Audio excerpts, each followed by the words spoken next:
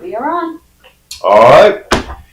Well, it is 8:30 on May 21st, 2026, and we'll call our OMP committee meeting to order at this time. Do we have anybody here from the public that would like to speak?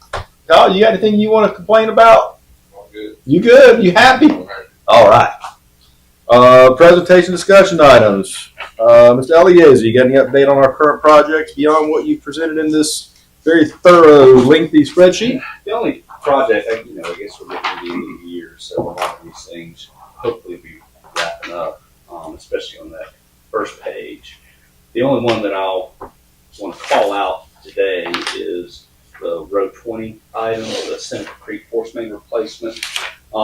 That force main went online on, I think it was Wednesday the 13th. I think that was the date. Does that sound right, Kyle? So flow is now flowing through that new force main. There's still some. And they emptied it yesterday. It's They got finished. out. Okay.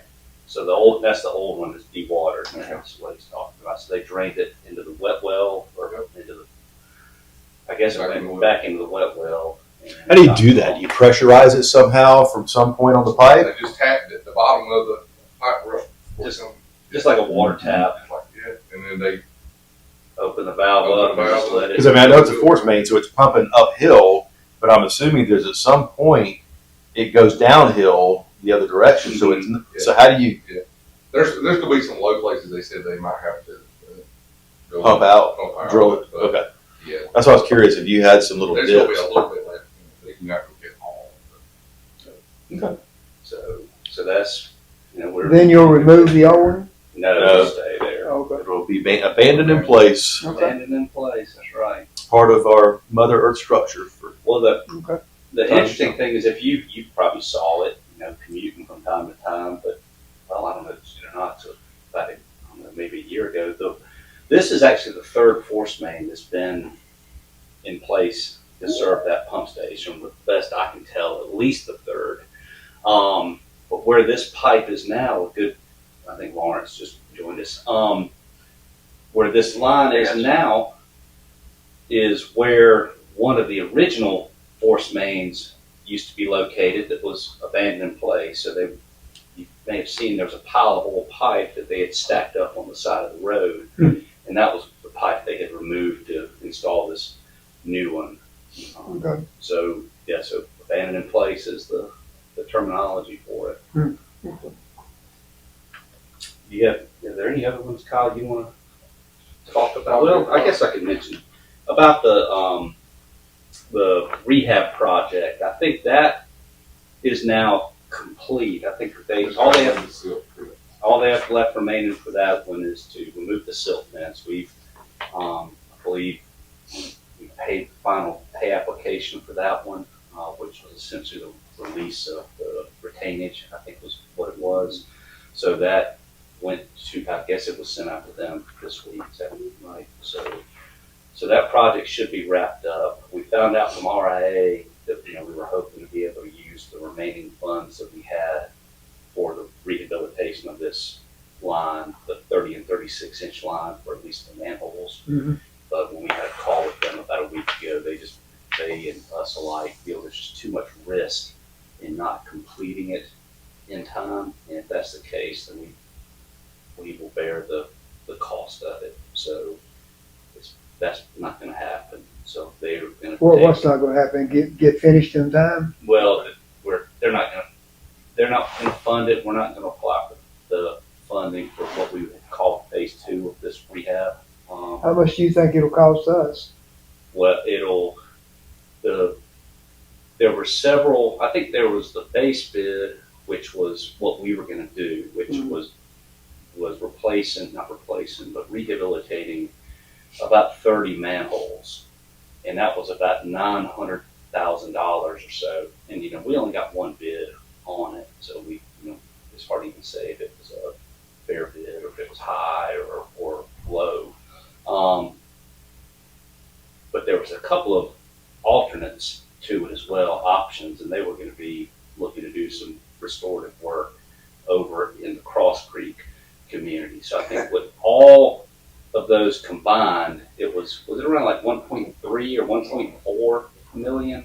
But I don't think we would have had that anyway. So our hope was that we would be able to just do the base, which was, call it $1 million Okay. project. Thank you. So that money in our call that we had with RA last Friday is they're going to just reallocate those funds to it would go to somebody else, but not for construction. It says that, I think they said that Seneca's water line in February was the last extra project that they had awarded. Why are they saying it's too much risk?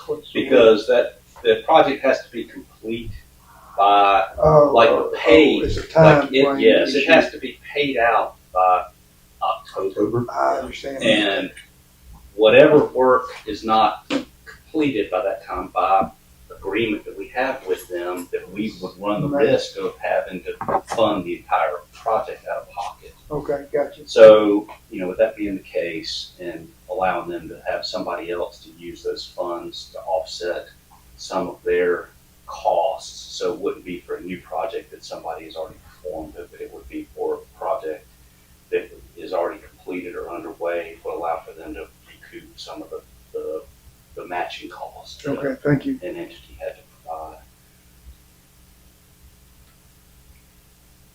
Okay. Any questions about anything else?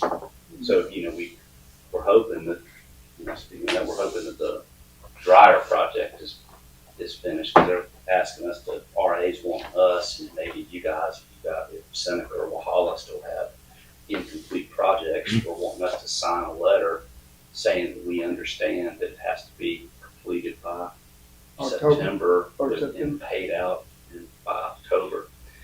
So I'm waiting to get 100% confirmation back from the engineer that they feel confident this one's going to be done. And I think, we're confident, but I want to hear it from them. Mm. The- Well, there should be no weather-related issues, that's for sure. The only thing that's driving is the delivery of it. Oh, okay. Mhm. All right. Anything else on the projects? All right. June committee meeting. What we got, Chris? So, Well, welcome, Lawrence. Glad to have you, buddy. You're on mute. I'm muted. Sorry about that, guys. Hey, what's going on? Not a whole lot. Good news is Kevin's not here today to give you a hard time. So, Thank you, Scott. I appreciate it. so about the June committee meeting, typically after budget's approved, it slows down for a month or so. You have vacation times, having to look at possibly rescheduling meetings. There's discussion already about us possibly not having a July board meeting. So I want to leave it up to you all. So, we know the one thing that we'll always have is the project update. But as of right now, I don't know that I can foresee anything beyond that would be on the June agenda. So, we could always leave it that we have the meeting, but want to find out if would be any heartburn if we did just end up, if there's no agenda items other than this, just going ahead and canceling it a week or two out, or if you want to do something today, or just go ahead and say we'll meet today, whatever you all want to do. that So, would be June. so your 18th. schedule for July would be July the 6th, it would be the normally, or would that be? That's the board meeting. So the board meeting. Oh, you're talking about for us? I'm talking about the open meeting. Oh, So it okay, would be gotcha. June 18th. But if we don't have that meeting, then it would be July 16th would be the next O&P committee meeting. Yeah, I have no problem. Cancel. July 16th is the MASC annual meeting week. It's in Greenville, and I'm not going to be spending the night, but I don't know what the class schedules are like that day. So I know we're supposed to be talking about June 18th, which I'm fine just canceling June 18th. But July 16th, we may have an issue as well, for me at least, depending on the class schedules. What we could do when We can look at the schedule and get closer. When we get close to that time, we can make a decision. But I'm fine with just canceling June 18th. If everybody else is okay. If there's nothing really pressing that you think we have an issue with. The only thing I can think of that we may have, and it would depend on how, the discussion that we have today with the executive session items, that I don't know if it's going to come, something would come out of that would ultimately go That's to the what I was board, thinking as well. or if the board, if we can proceed with it, anything that part of it, the board with today, that it could be something kicked back to committee. But, we can cancel it and then just keep it as a placeholder on your calendar. Sure. And if Lawrence feels or the board feels we should go ahead and convene, and we'll at least have it as a placeholder. So, Okay. Yeah, okay, I'll put it on my calendar like I normally do at home, and then we'll go from there. Okay. So as of right now, I just won't plan on having anything. And then what I'll do is I'll set a reminder to reach out to everybody sometime maybe within the next month or so, Okay. to find out about it. Amanda will keep us informed. July. Amanda's really good about keeping us informed. If we don't answer her email, but by God, she'll call you up. All right, we got no action items today, so let's roll into your discussion and compliance matters. All right. So item 1, environmental and regulatory compliance. The day after our last board meeting, so this would have been Tuesday, May 5th, we had a break on the Speech Creek force main. So kind of surprise. One of probably a couple that we'll have this year. Didn't you say at that board meeting that it had been a little while since we had a break? Yeah. Do I remember that, Kyle? I think Did he so, not yeah. say something like that? Your goodness. So we had one there. It was roughly 12,000 gallons. We were able to recapture some of it, but it was reportable, and it's considered a significant spill because of the volume that was released. So we're in the process, as you know, and this is one of these items that we have on here, the sheet of the preliminary design phase for replacement of that force main. It is an item that that we're addressing in the budget by looking, assuming it's approved, to move money from next year's collection of revenues over to that dedicated fund for capital projects. So a fix is in the works. Design will be included, so hopefully we'll have a shovel-ready project. And we spoke, this is one of the things we spoke to with RA about, that we feel that it's a pretty, this has a pretty good possibility of qualifying for grant funding as well, especially with the compliance aspect to it and it being identified as in our consent order. So that addresses that item. Do you have anything else you wanted to add about that? Your preliminary design, I'm sitting here thinking you got $1 million that you just gave back. Is there any way we can just replace as much as we can, as quick as we can, with $500,000 of that million or something to go ahead and get a head start? We don't even have a construction permit for it. So we don't even have enough of a design done to even apply for a construction permit. So no, that wouldn't be possible to be done. Okay. I was just thinking, can we get as much of that $1 million we can and just put in as much pipe as we can that we can complete by the deadline? All right. In fact, we don't even have the route solidified yet. That's part of what's being identified in the preliminary engineering, is about rerouting it as opposed to going along Speech Creek right now like the existing one does, to put most all of it within the DOT right of way. So we're just not there yet. And then I'll hit Kyle with this. He didn't know I was going to ask about it, but I figured it'd be worth him mentioning, because he had some worries that have been reduced, but about the PAA system. So when we did the initial study on the parasitic acid for disinfection, it was in the colder, it was going into the colder months when we did it. Well, once it started getting warm, last month, we started having some elevated E. coli. And we didn't know what was going on. And so we did a bunch of sampling, different, just looking at everything. I mean, it was a significant jump. Mhm. So I, on the phone with multiple people, multiple places that are using it, and they haven't.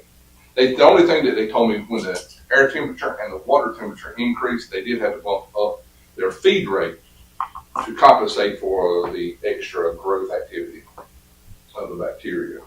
So, we did that, and then the storage building we're keeping the PAA in, it's a just enclosed plastic hut, basically, 3-bay. Pumps are in the center, 2 totes on each side. Well, we were told that initially that the temperature of the PAA, it can withstand like 100 degrees Fahrenheit. But on the tote itself, it says 88 degrees Fahrenheit. So we said, well, maybe the product got too hot. So we ended up buying a little portable air conditioning. We bought a tent to put over to keep the sun off of it. We were also at the same time started feeding, had some settling issues in the back end of the plant, so we started feeding some settling polymer, not uncommon. We've done it many times. So many factors went in that we had to start backing out and eliminating to try to figure out what was going on. Well, come to find out, and we knew this from the get-go, the PAA doesn't like any type of oxygen, so like we couldn't add oxygen or air to a mixing chamber to mix that stuff up. It had to be an impeller that mixes the PAA in with the wastewater. Well, we decided to move the injection point, which is it just drips, just from a pump that drips into the mixed chamber, okay, where the mixture is. And that's where we've had it since the study. Well, apparently with the temperature change of the air plus the temperature change of the water, where we feed it was dripping into it, it goes over a gate, and it has a fall of about 3 feet. Well, it was adding enough oxygen to it on that fall to dissipate the PAA. Wow. So we moved the feed point to behind that and made it go up under the water so it wouldn't have no potential to come in contact with any of the air that is. Instantly, our contact chamber residuals went from like a 0.3 to over a 2. So again, that was just another learning experience that nobody could tell us because they haven't seen it and it's a new product. And so again, we're I call it the guinea pigs, and we're learning how this stuff works, and it works fantastic. But there's certain things you got to watch for, and so I've been telling everybody I know that's thinking about doing the PAA. Yeah, I agree. Let everybody know. And again, as soon as we did that, we're back down to where we were when we did the study, E. coli in the 10s and 20s. So that PAA, is it a liquid? It's a liquid. And it was dissipating just for that fall Just there? that.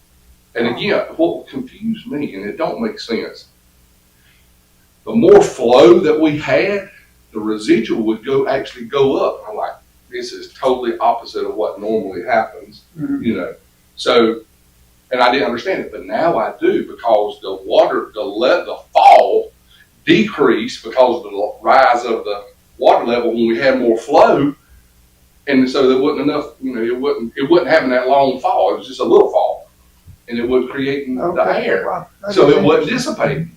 Then, again, Okay. we're back down to our normal levels now, but we did have some elevated. We didn't. As of right now, we still ain't got all the numbers, but I think we're going to be okay on our numbers for the daily. I know, and I'm pretty sure the weekly or the monthly average is going to be fine too. But it was a scare. I felt defeated because I was promoting this and everything was doing good, and then all of a sudden this happened and I couldn't figure out what was going on. So we were talking about possibly having to Go go back back to on the floor and eat, That's how bad it was. I mean, Well, so, at least for the summer months. so anyway, but we're Back in back good, back in order. yeah, okay, good. And then the last item I'll talk about here is the odor matters with Cross Creek in the general area. Call it Cross Creek odors, but it's not all complaints come from Cross Creek. So I had, and I Yeah, I looked at that one. Yeah, I had this map put together, and it's just a heat map that shows the intensity of the areas where we get the most calls. Now, we're right in the middle of it, so you can see there's some here, and those are the ones right across the street that we have. You know, the low-lying area, the odor, will follow that Where low-lying that area corn is across. growing or past No. that? On the other side of Oh. the creek, going up Okay. Radio Station Okay, Road. okay. Right there. So, you can see we get some, somehow we've had complaints over, in the Wells Highway area right around here. But, the bulk of them, it does come from Cross Creek. So, and this represents, it was exactly 100 complaints since I started here. Exactly 100 complaints from 2017 through April 2026. So we had a map so we can get an idea of where they're coming from.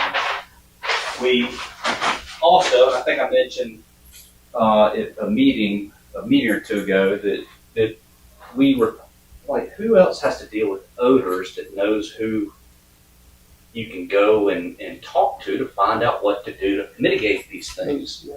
So we contacted our person at Anderson Landfill, our sales rep there, and she said that geotechnical firms will do that. At least they do that stuff for them. So she sent us contacts for them. So we reached out to one that we've worked with before, which is BLE, and we met with them. I guess this was it last week, Kyle, or 2 weeks ago now?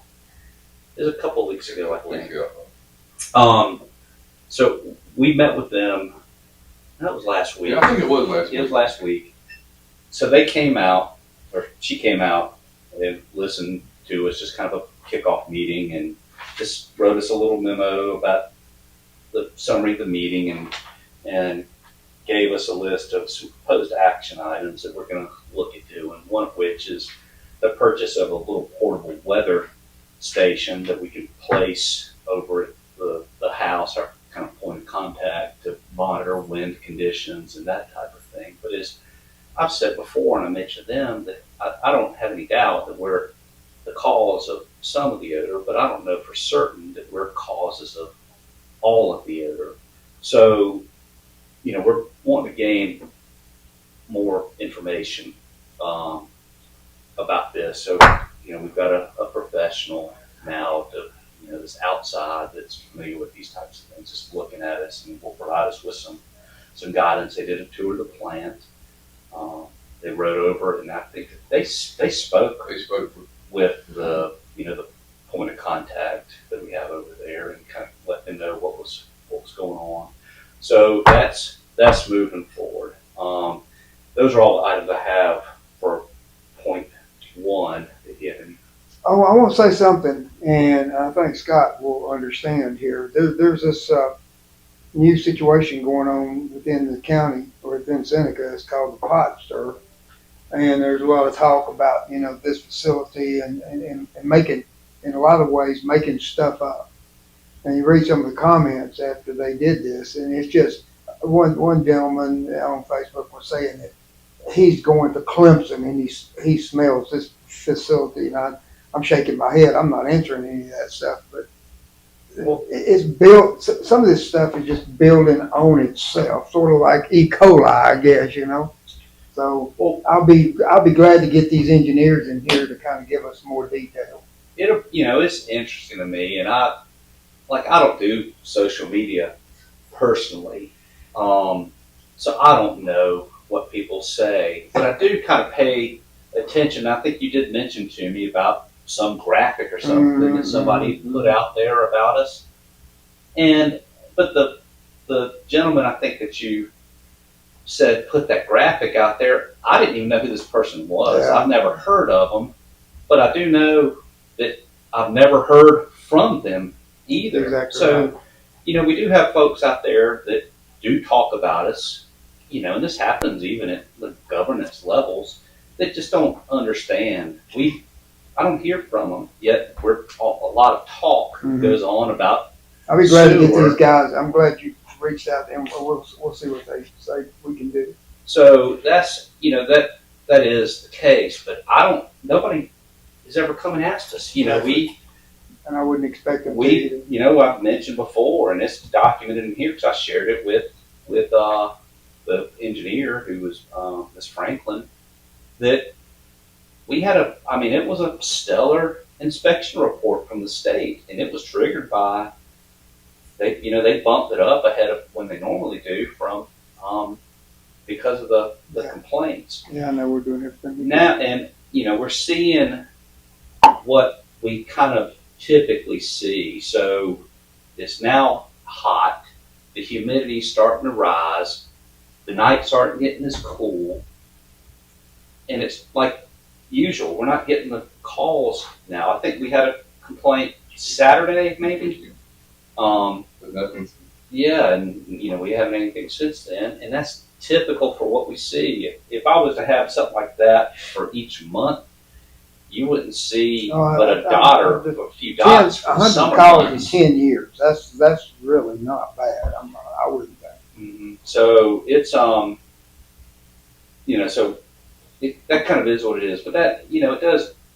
I say it does disappoint me when folks talk about us without any understanding, and they reach out. They don't reach out to us to ask us. You know, we expressed all the time, and I'll express it to the camera today, that we invite people. We openly invite and want people to come and tour the facility and ask us questions. And we've had next to nobody take us up on it. Now, we did the folks from Cross Creek. We invited them over, and they, you know, there was 5, 6, 7 of them Yeah. went through here a month or 6 weeks ago or something, and you know, we are open for that. But Well, any results we get from these engineers, make sure they're public. I mean, very public. well, it will be. So there'll be a final, whether it's a technical memorandum or a summary memo or something. If we do, you know, there will be a deliverable that comes out of it, but it includes recommendations as far as what we should do, what we can do, and then what's going to be outside of our ability to do anyways. So, you know, there will be something, but yeah, I'll keep you informed with that. So, any other questions about that or any other compliance matters? Now I'll just go ahead and move on to number 2. So, item 2 is the FY27 budget. Included in your packet today, and these are now, they're available on our website also for the public to view on the ojrsa.org/info page. Both these documents, one is the comprehensive 27 budget narrative that you see on the first, I think it's generally the first 8 or 9 pages that you can read about you know, what's going on here. Then pages 9 and 10 are generally the CIP list that, you know, is a reordered item of what you look at up here. And then the following few pages are the line item budgets for the 5 funds that we currently have, which is the wholesale O&M for operation and maintenance budget, the retail O&M budget, the 2 restricted impact fee funds, one for wholesale and one for retail, and then the capital fund, project fund. So as you glance through it, all the budgets, or all the proposed budgets, are balanced. The one thing that I will call out in there is the capital projects fund. We are proposing to use retained earnings or net position or savings or fund balance, however you want to call it, to balance that budget, but it's in order for us to continue proceeding with projects that we have here, which I think was the intent of that budget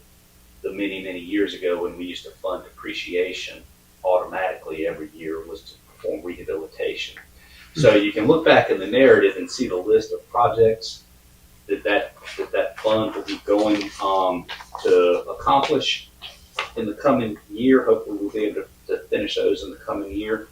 But you know, I've challenged Kyle and his staff about this, and you've heard me speak about it as well, that I really want us to get back to where we can fully operate this plant at 100%, which is 7.8 million gallons a day of average daily flow, plus the peak flows that we receive, as quickly as we're able to. So Kyle started working on this back several years ago, and as funding has allowed, we have kind of steadily made gains on it. Well, Kyle, that he feels that this last push that we have in this request should get us to that place where we will be able to push water at the facility's rated capacity. So with that being said, I think it's worth noting that if we're able to do that, you know, go into that CIP list, and you don't have to open it up to look at it, but we currently have as an item 1B priority, so it's the very top one that's on this sheet of paper here, which is listed at $52 million for an expansion.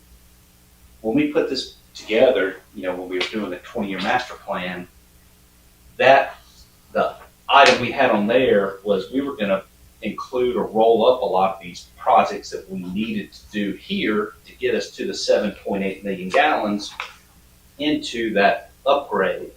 Well, if we can proceed with this, as you know, we propose doing, that will move this project to a project priority 4, because at that time the expansion is truly going to be 100% growth related expansion. So that's our hope, is to move that down and not move that so much as a need, not so much because we need the additional capacity now, but we need the equipment that the debt service or whatever, however we were going to fund that, would be able to allow us to replace existing equipment. So I want to make sure that I do point that out here. As was discussed at the last board meeting, the 5% rate increase was included. So when I went and plugged those numbers in, and if you turn with me to, well, I'll point out 2 things here, but first turn to page 11 of 14, using the numbers at the top right-hand side of the page.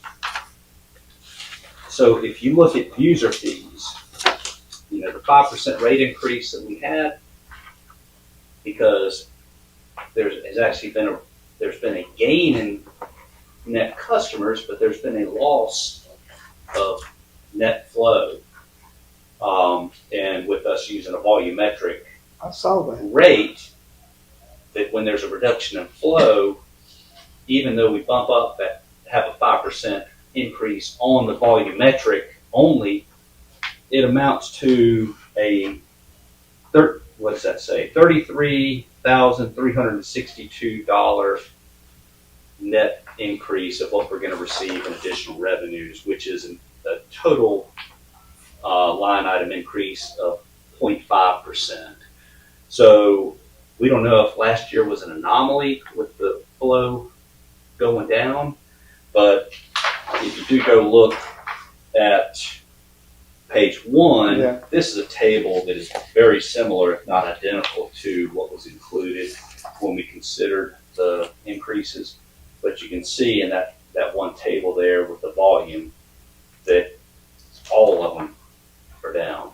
So I do want to just point that out, that even though there's going to be that 5% rate increase on the volume, it's not going to become truly a 5% increase on what was when the budget was prepared for, I guess, really ultimately this current fiscal year. It's based on numbers from a couple of years ago, if that makes any sense. I mean, this doesn't make any sense. The total increase is 2.7% in 258 customers combined. And this flow being reduced like this, we talked about it. We talked about it last month. Kyle, what would make the flow go down like that? Huh? Well, it's not that. So this is based on water meter. It's not based Yeah, on the he said it was water Oh, meters. okay. Yeah, I'm not talking about the rain. So you've got, especially, when you look at the non-residential volume, you can have any number of things in there that can contribute to that. Businesses and industries are always seeking ways, to save money, or, they may have a different driver for it. Some of them, some of the industries you may have with, especially with BMW suppliers back a number of years ago, they wanted a zero waste product. So, they tasked their suppliers with reducing, cutting waste any way possible. And that was solid waste, wastewater, whatever it may be.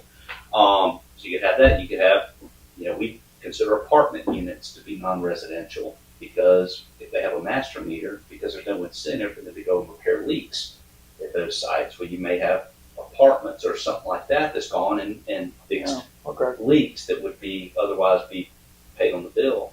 But this is something I would guess you guys must have seen a match on the water side as well, since we're, and I'm looking at Mr. McLean here, but I guess it would be across the board with all the water providers that if sewer volume has gone down, then there has to be a mirror or match on the billable drinking water that's gone down as well, since the same meters are used for drinking water and sewer for the customers that are connected to sewer. Assume it's not an irrigation meter. Is that correct?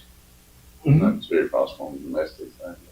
But shouldn't y'all see that decrease on y'all's water usage? I mean, Yeah. Y'all see that, y'all, I mean. But you've had so many mandates now. You may, and I wouldn't expect it to drop what it did in that 1 year period of time from what it did the year prior. And I know that some of the systems, I don't know all of them, but I know some of them, and most systems have a routine replacement of meters, because over time meters become less efficient. The accuracy of those meters, people will sometimes complain when they have a high water bill thinking that the meter is speeding up or not reading, and it's not that way at all. Usually an older meter is going to under-report usage and not over-report it. Is there a way to compare like the flow meter stations to the water meters that the report that they're sending? That's something we're looking at with the hydraulic model update, recalibrating that. But I don't know. It's just I don't know if it's an anomaly or what's going on. A lot of it can be dependent on weather too, whether it's, a drier summer versus a wetter summer, or a milder summer versus a hotter summer. A lot of it can be irrigation driven as well. If we had a wetter year last year, people weren't running irrigation as much. So. Well, and that's the strange thing, is last summer was a dry summer. So that's another reason why it doesn't make any sense to me, because we look every day. Like, we're a heavily driven system when it comes to looking at rain. As you know, that's why we're under a consent order, because of wet weather flow. So we pay a lot of attention to how much rain we're getting. And we are, last summer compared to summers past, and last year as a whole, was one of the driest, if not the driest, years we had in 20 years. So that's why just nothing in my mind's adding up other than just, active local reduction through conservation efforts.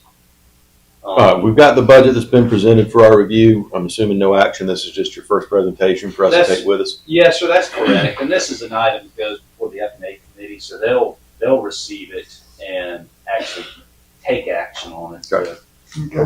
To approve it to go to the board, or approve it to go to the board with modifications, because it'll be heard at the June 1st board meeting.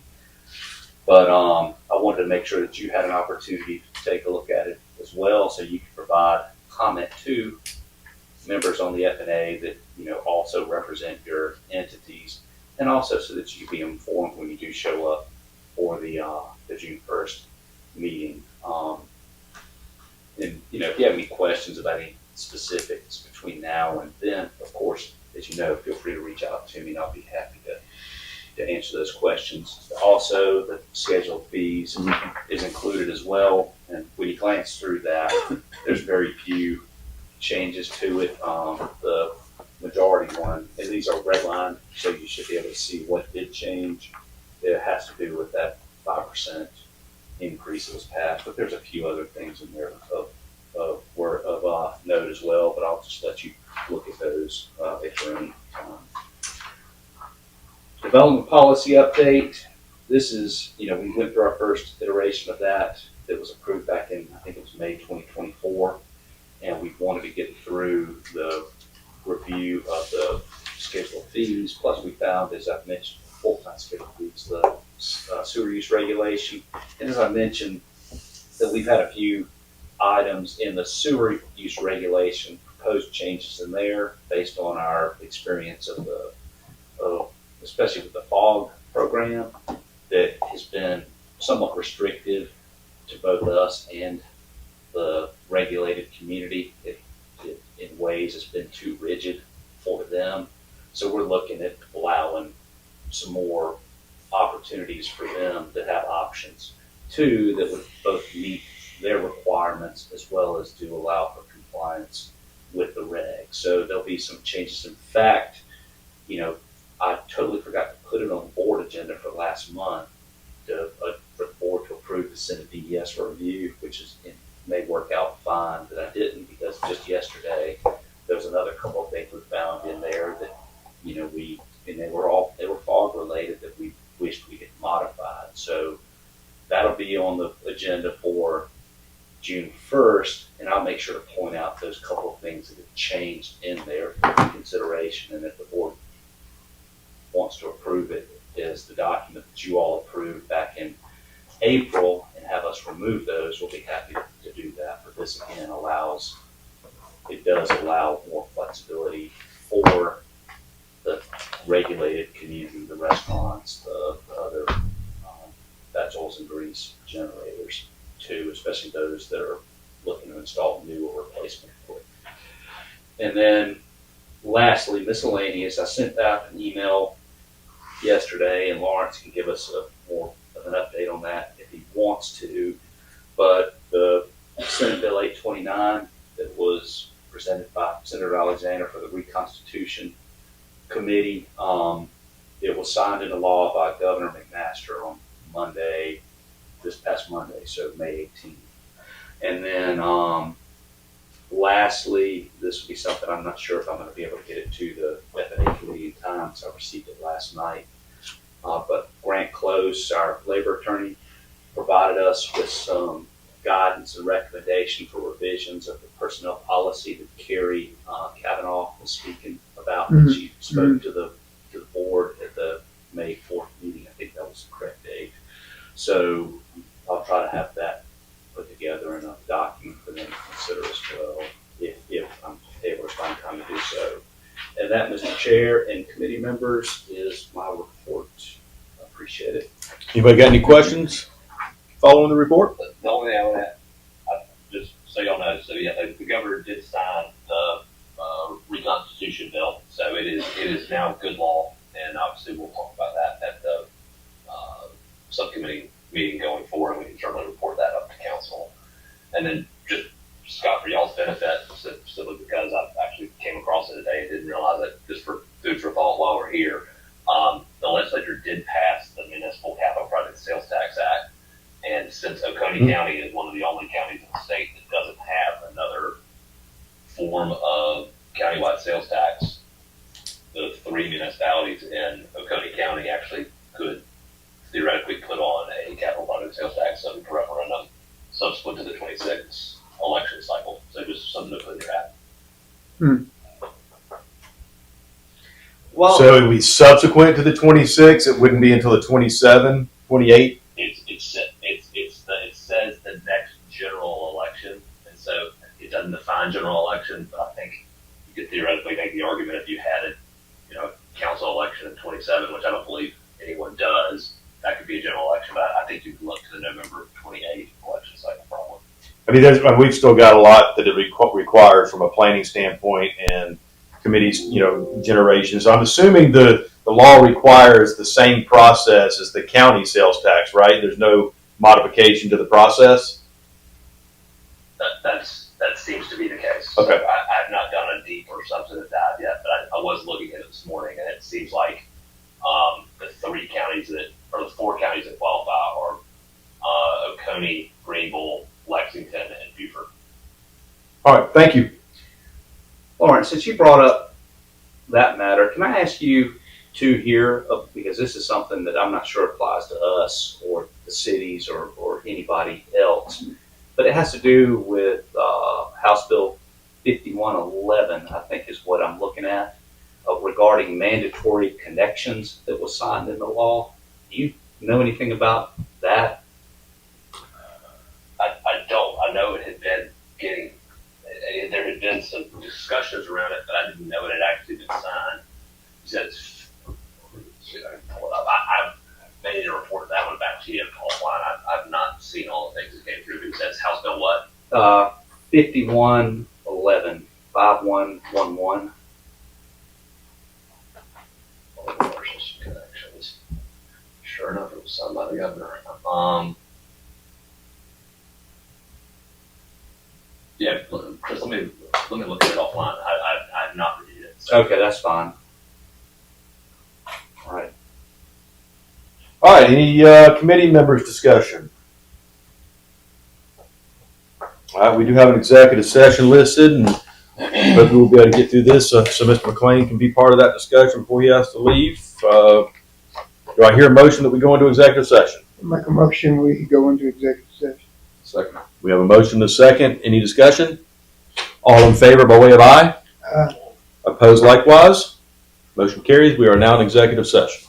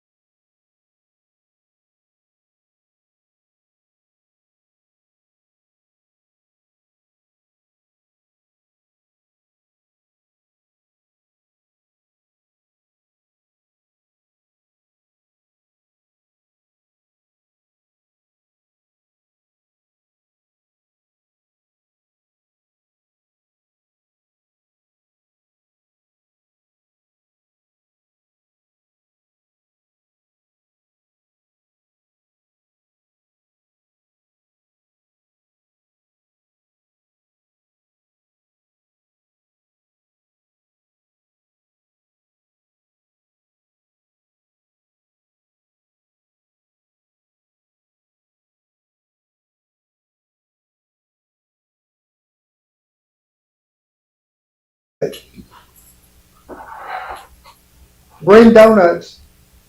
It is at 4 o'clock. It's always a good time for a donut. At 4 o'clock. Well, say I used to be an MP in the Army. We eat donuts anyway. All right, we are now back in regular session. We did merely receive legal advice and information from our attorney on 2 matters in executive session. Obviously, no action was taken, and I believe there is no action to be considered coming out of executive session as a result of those discussions. That is the final item on our agenda, unless anybody else has anything for the good of the board. Hearing none, if there's no opposition, we stand adjourned. Thanks, guys. Thank you, Ross. Chris, you want these back? Yeah, well, you can have it. I mean, I think I trust you. Oh, yeah.